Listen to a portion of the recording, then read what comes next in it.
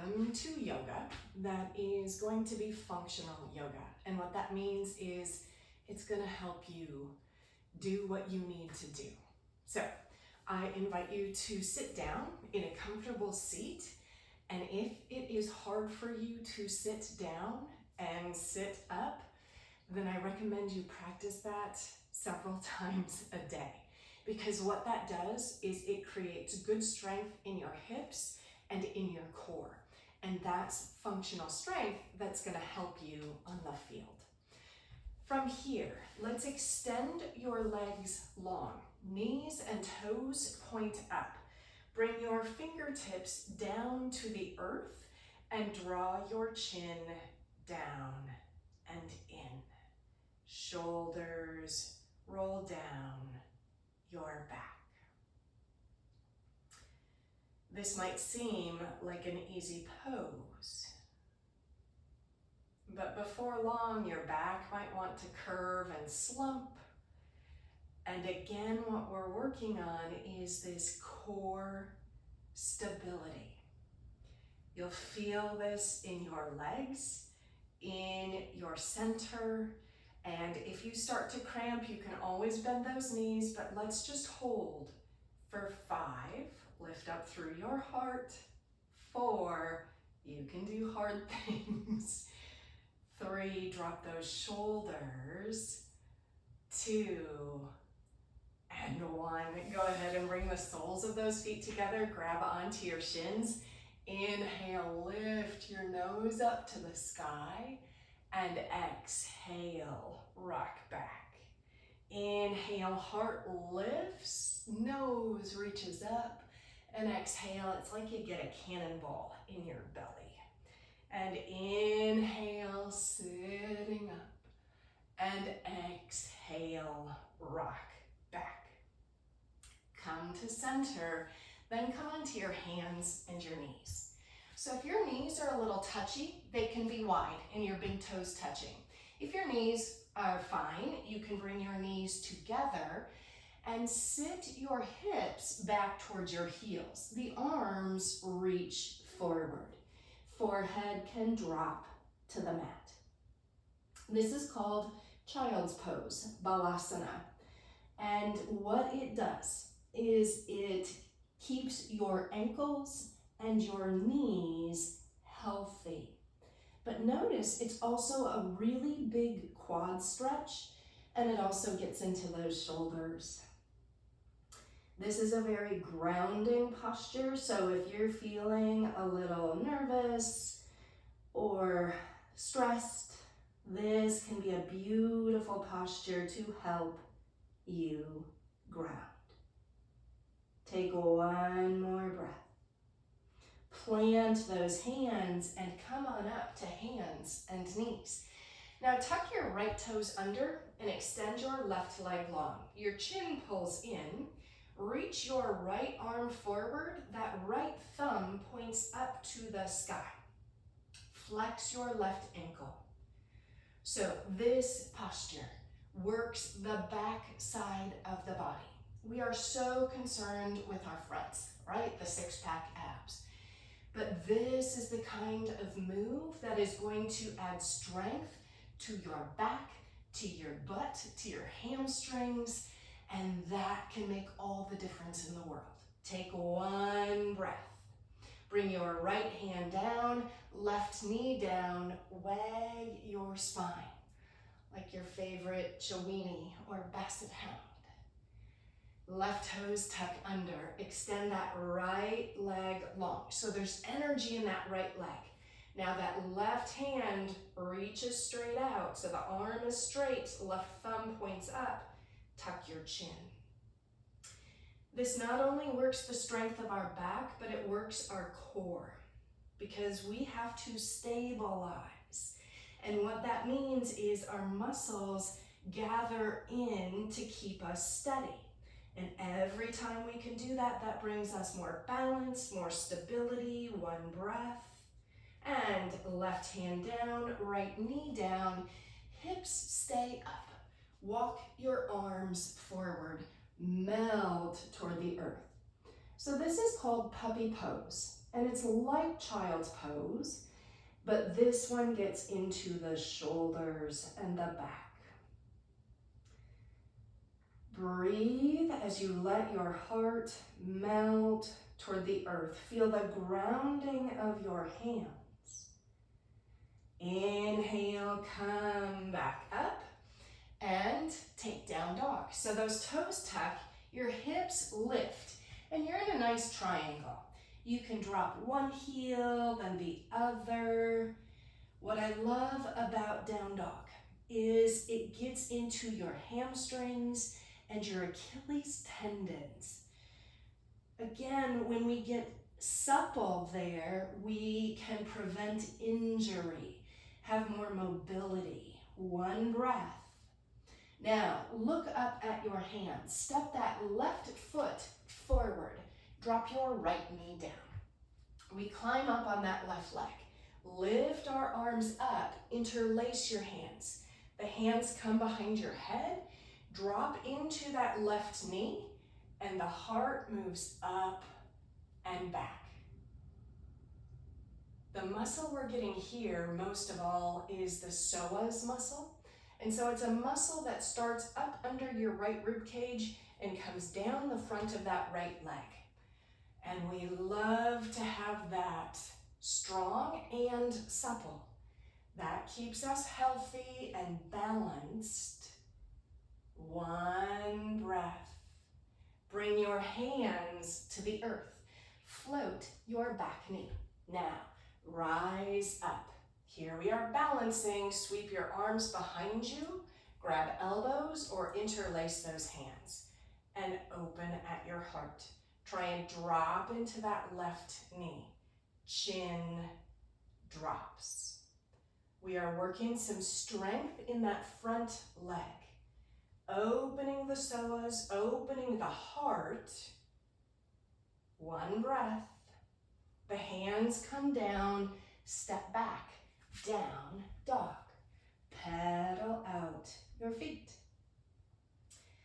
Then we look up at our hands, step that right foot forward, drop your left knee down, arms float up, awkward interlace. So just bring the other index finger on top.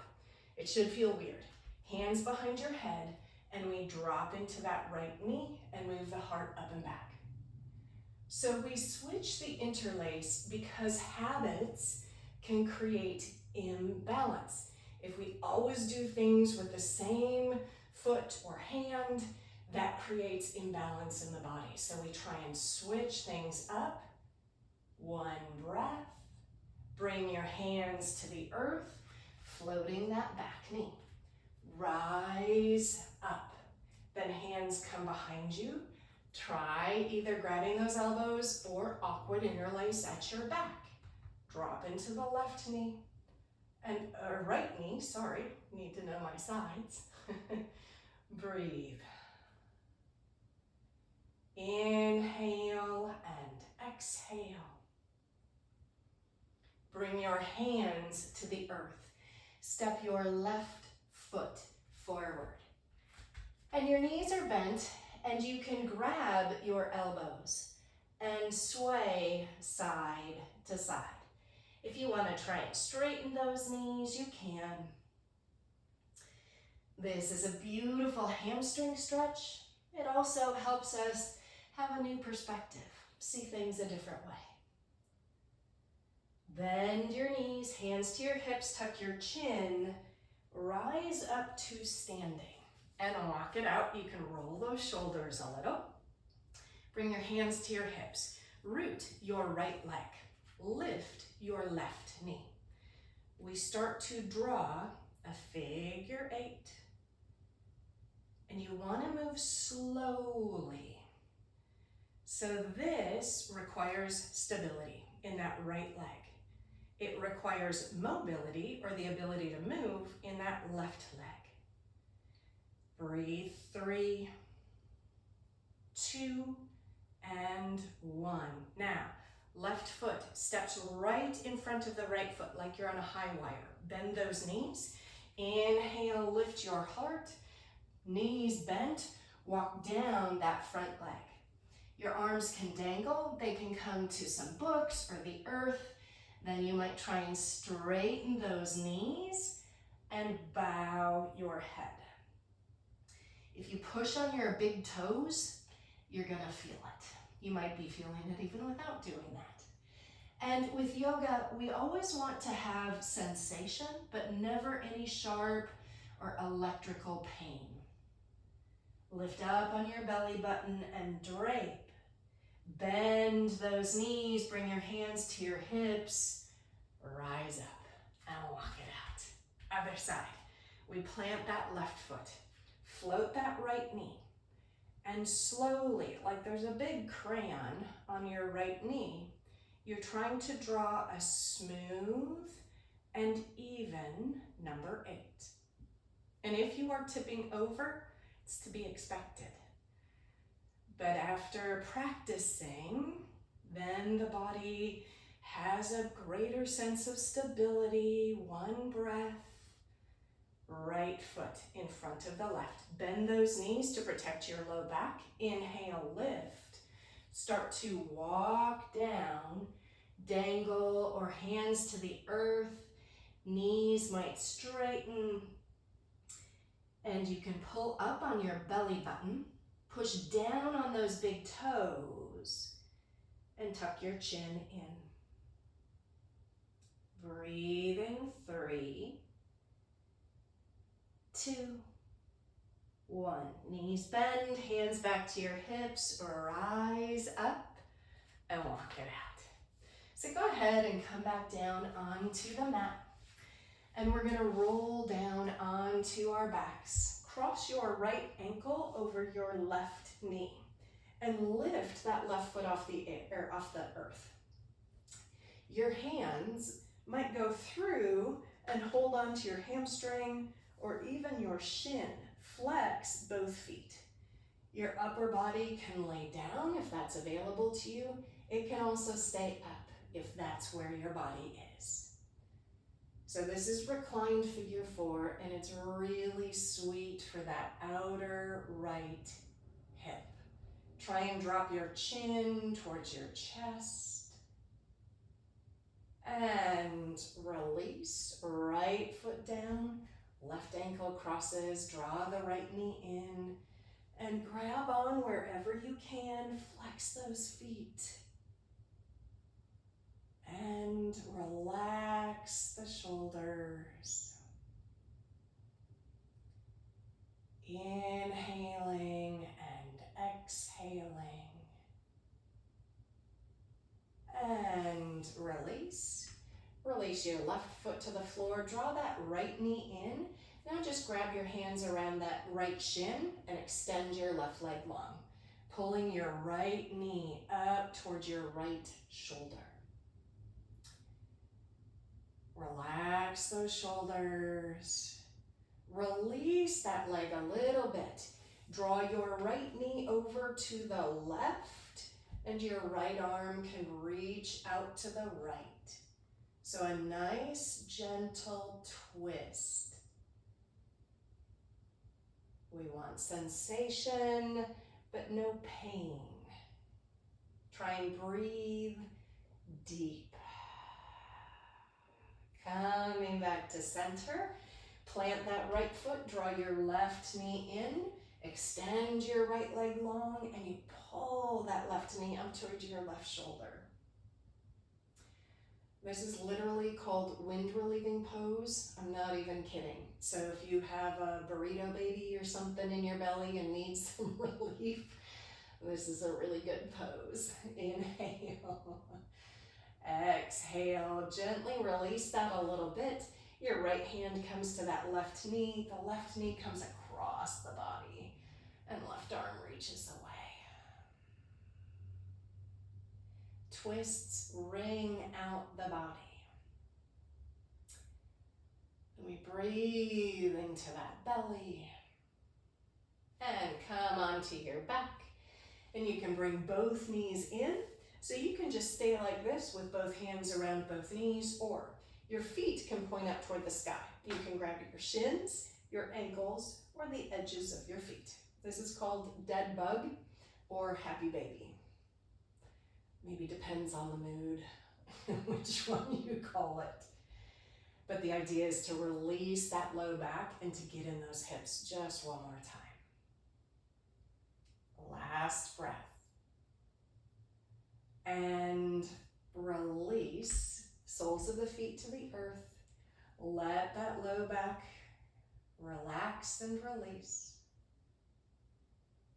Then roll onto your left side and sit on up. Cross those legs. You might bring your fingertips to the earth, drop your chin. That's a really grounding shape. And breathe.